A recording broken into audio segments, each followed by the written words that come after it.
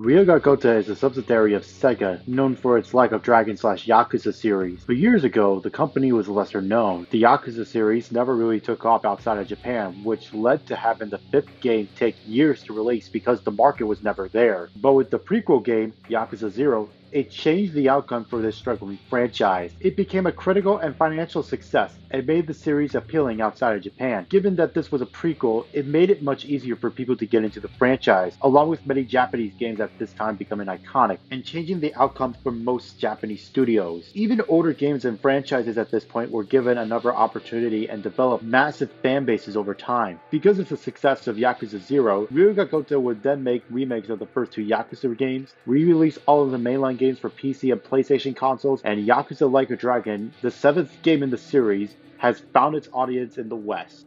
The fact that this studio a decade ago was struggling to find an audience in the West is now releasing games simultaneously with Japan is a testament to how Yakuza is now much more popular and is showing in the numbers. Yakuza 0 was the game to save this franchise and the studio. I would get the game as a 2020 Christmas gift and I wouldn't play it until later that summer. I instantly became a fan and played every game that was available on the PlayStation for that studio except for the Judgment games and the newest game, Infinite Wealth. I want to explore how the series exploded in popularity because of this game and the everlasting impact of such success. This is why Yakuza 0 was impactful.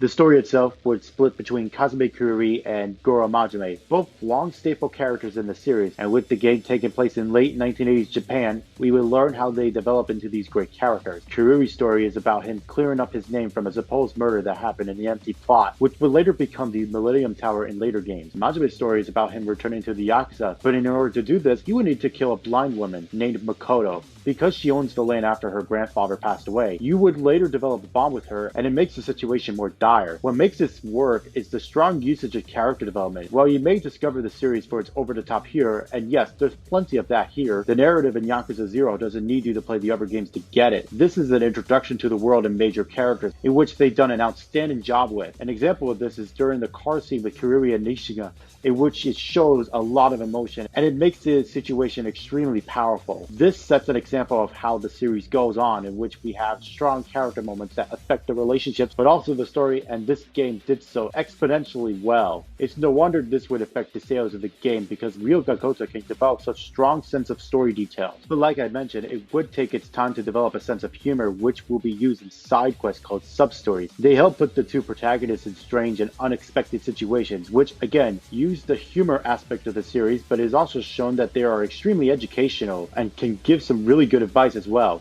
This is why I love the series version of side stories than other games, because it felt like an extension to them and the world around them, which I love. If you can't tell already, they have managed to make the story into an impactful adventure that explores the important characters moving forward.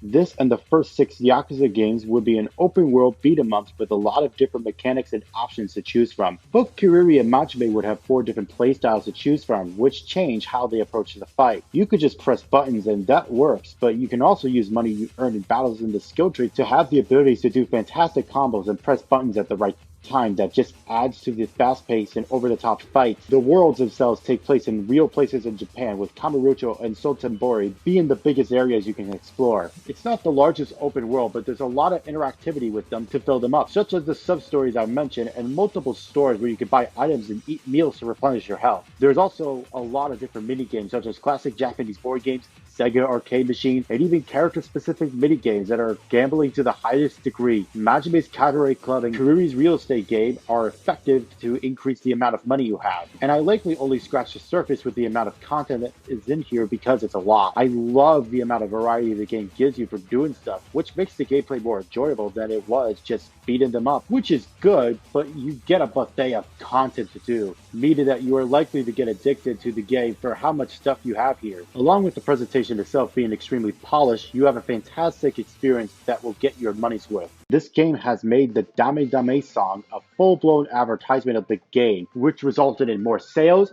and more people than ever playing one of the best video game series that Sega would ever make. Yakuza 0 was impactful because of the gripping story and the gameplay that has a lot of stuff to keep you invested in. This game made Yakuza into a big third-party asset for Sega, and with infinite wealth, it was a success all thanks to Yakuza 0 for making the series relevant in the West. You should try to play the game at some point because it's one of those games that will become an everlasting impact on one of the biggest success stories in the corporate gaming. Yakuza 0 will always be one of the games of all time.